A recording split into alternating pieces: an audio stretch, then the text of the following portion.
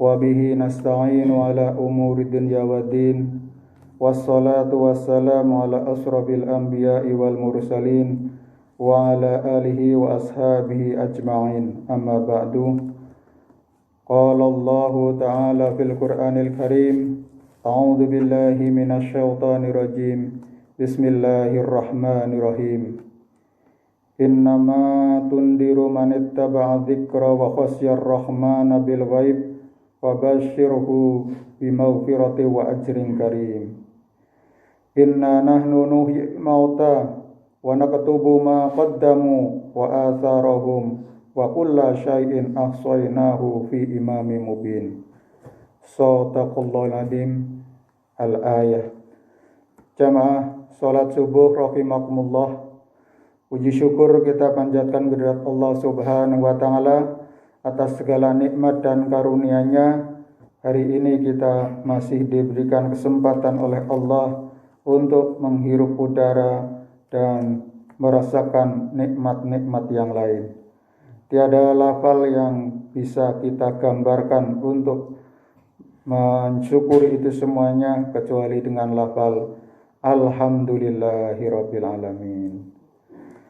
Semoga salawat serta salam kita haturkan kepada junjungan kita Rasulullah Muhammad sallallahu alaihi wasallam atas segala ajaran dan suri teladannya, hingga sampai hari ini kita semakin yakin bahwa apa yang diajarkan, apa yang dicontohkan Nabi adalah jalan keselamatan, jalan untuk meraih ridho dari Allah Subhanahu wa taala.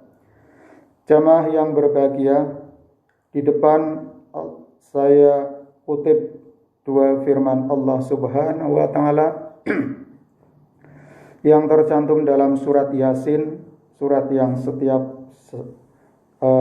Jumat mungkin kita baca, yang sering kita baca, yaitu ayat yang ke-11 dan ayat 12 tentang peringatan hanya berguna bagi orang yang takut kepada Allah Subhanahu wa taala.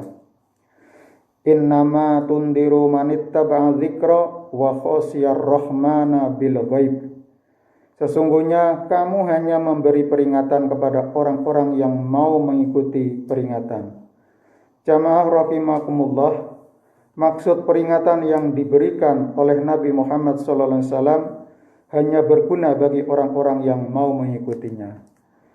Ayat 11 ini terkait dengan keangkuhan, kecongkakan orang-orang kafir terhadap nubuwah ataupun wahyu kenabian yang diberikan Nabi Muhammad SAW untuk disampaikan kepada umatnya, atau pada saat itu adalah masyarakat kafir Quraisy yang ada di Mekah maupun yang ada di Madinah. Tetapi mereka bukan semakin tunduk atau takut kepada Allah Subhanahu wa taala, sebaliknya mereka tetap bercokol pada kekafirannya, keingkarannya kepada Allah Subhanahu wa taala. Fabashirhu bimaghfirati wa ajrin karim. Yang takut kepada Allah, Tuhan yang Maha Pemurah, dan Dia tidak melihatnya, maka berilah mereka kabar gembira dengan ampunan dan pahala yang mulia. Jadi orang-orang kafir diserukan untuk bertaubat kepada Allah, untuk takut kepada Allah, namun kenyataannya mereka yang takut kepada Tuhan yang Maha Pemurah walaupun Dia tidak melihatnya. Jadi keimanan iman ini adalah tidak harus kita melihat dengan mata kepala segala sesuatu yang menundukkan kepada kita, tapi disitulah keimanan yang ada. Seperti halnya Nabi Ibrahim ketika dia menyeru kepada atau mempelajari apa sih hakikat ketuhanan. Nabi Ibrahim melihat berbagai fenomena yang terjadi, termasuk kepada bulan, kepada matahari. Itu semuanya ternyata sifat-sifat dan karakter dari bulan dan matahari tidak memenuhi kriteria-kriteria Tuhan. Justru setelah tenggelam matahari semakin sore dan tenggelam, itu artinya bahwa bukan yang dilihat itu, tetapi adalah dibalik dari keimanan. Itulah yang memancar dari Ibrahim ketika menemukan hakikat ketauhidan atau keimanan dan ketakwaan kepada Allah Subhanahu wa taala. Maka fabasyirhu bimaghfirati wa ajrin karim. Berilah mereka kabar gembira dengan ampunan dan pahala yang mulia. Ini bagi orang-orang yang beriman mendapatkan kabar gembira karena kelak akan bertemu inda liqa'a rabbih, bertemu dengan Allah itu kenikmatan yang tertinggi. Ya, kita mungkin mendapatkan kenikmatan terasa itu ketika kita puasa Ramadan ya, atau puasa-puasa sunnah yang kita tunaikan. Begitu beduk maghrib, maka kenikmatan itu akan terasa. Antara yang kontras dulunya tidak boleh makan dan minum, begitu datang waktu iftar, waktu berbuka, kenikmatan itu nyata, yaitu masuknya air dan makanan ke tenggorokan kita, terasa nikmatnya. Itu hanya nikmat dunia, dan nikmat yang paling tertinggi adalah inda liqa'a rabbih, ketika seorang hamba bertemu dengan Allah Subhanahu wa taala. Ya, sehingga kita harus mempersiapkan pertemuan itu dengan sebaik-baiknya, sehingga kita akan mendapatkan ampunan dan pahala yang mulia. Di ayat yang ke-12, inna nahnu nuhyil mauta wa naktubu ma qaddamu wa atharahum. Sesungguhnya kami menghidupkan orang-orang mati dan kami menuliskan apa yang telah mereka kerjakan dan bekas-bekas yang mereka tinggalkan. Jamaah rahimakumullah. Inna nahnu. Ini di sini ada sesungguhnya, domirnya itu nahnu, bukan ana ya. Ana uhyi. Nah, kalau ana itu saya menghidupkan. Berarti saya itu nabi sendiri.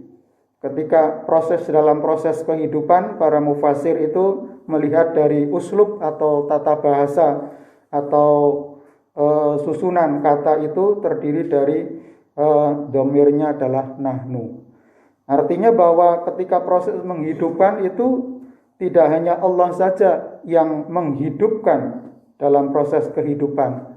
Memang kalau manusia pertama Adam itu tidak ada campur tangan dari pihak-pihak yang lain, sehingga Allah lah yang menciptakan.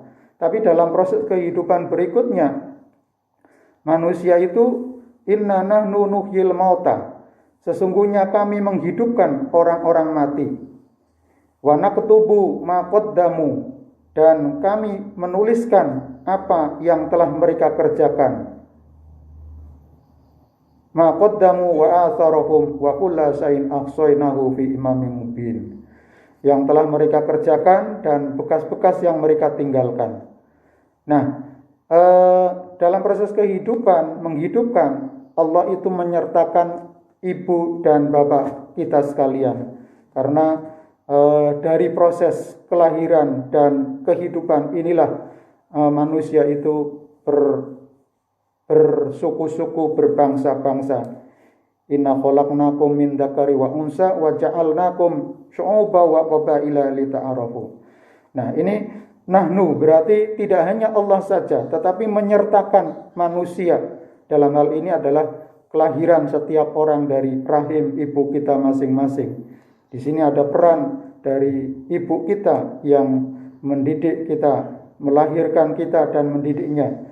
Kalau ibu kita, orang tua kita itu mungkin tidak rela dengan adanya janin ataupun dalam rahim ini, maka tentu dia akan menggugurkannya dan tidaklah ada kehidupan di antara kita. Tapi orang tua kita menjaga apa yang ada, ditiupkan ruh dalam rahim, kemudian anak atau janin itu tumbuh besar, akhirnya sampailah pada usia 9 bulan untuk bisa lahir sebagaimana kita saat ini adalah sebagai pemenang di antara saudara-saudara kita yang sudah tidak terpilih untuk bisa hidup. Nah, bagi Allah maka menghidupkan yang mati, baik itu kehidupan pertama maupun kehidupan yang kedua nanti akan dibangkitkan kembali. Nah, kehidupan yang di dunia inilah di sini peran dari orang tua kita. Wa naktubu ma qaddamu, kami menuliskan apa yang telah mereka kerjakan. Jadi Allah itu menuliskan apa yang telah kita kerjakan sampai saat ini. Maka nahnu, kami di sini adalah ada yang diperintahkan oleh Allah, malaikat Raqib dan Atid, yang mencatatkan semua amal kita yang jelek maupun amal kita yang baik, sehingga semuanya itu tercatat. Kalau saat ini kita teknologi pencatatan luar biasa dengan algoritma dan teknologi digital, kita bisa terekam semua dengan CCTV, maka Allah itu lebih canggih. Teknologi yang Allah berikan canggih, kemana saja, aktivitas apa saja, terekam semuanya. Dan nanti di harddisknya ataupun servernya itu fi imamim mubin, yaitu di Lauhul Mahfuz. Semuanya yang telah kita lakukan, apa yang bekas-bekas yang pernah kita lakukan, jejak-jejak kita yang baik dan buruk terekam semuanya, dan semuanya akan dibalas. Dalam surat yang lain, surat Al-Zalzalah, idza zulzilatil ardu zilzalaha, di ayat yang 7 dan 8, wa may ya'mal mithqala dzarratin khairan yarah, maka barang siapa yang melakukan kebaikan sekecil atom, Allah akan memberikan balas. Wa may ya'mal mithqala dzarratin syarran yarah, siapa saja yang melakukan kejahatan sekecil atom pun akan dibalas. Ini relevan dengan korelasi ataupun munasabah ayat 12 ini dengan surat Al-Zalzalah. Dan segala sesuatu kami kumpulkan dalam kitab induk yang nyata, Lauhul Mahfuz. Jadi apa yang sudah yang belum kita lakukan maupun yang sudah kita lakukan di sini sudah tercatat di Lauhul Mahfuz, yang nanti kita sendiri yang akan membaca. Kalau di ayat yang lain nanti semua organ-organ tubuh kita di surat Yasin itu akan memberikan kesaksian. Kalau Pak Widaryanto itu membawa tongkatnya itu akan memberikan kesaksian juga tentang apa yang telah kita lakukan. Demikian juga apa yang melekat pada kita semuanya ini akan memberikan kesaksian terhadap amal-amal kita. Terima kasih, semoga kita terinspirasi untuk senantiasa fastabiqul khairat, berlomba-lomba dalam kebaikan, senantiasa kita mendapatkan hidayah yang terbaik hingga wala tamutunna illa wa antum muslimun, hingga akhir hayat kehidupan kita. Kurang lebihnya mohon maaf, wabillahi taufiq wal hidayah. Wassalamualaikum warahmatullahi wabarakatuh.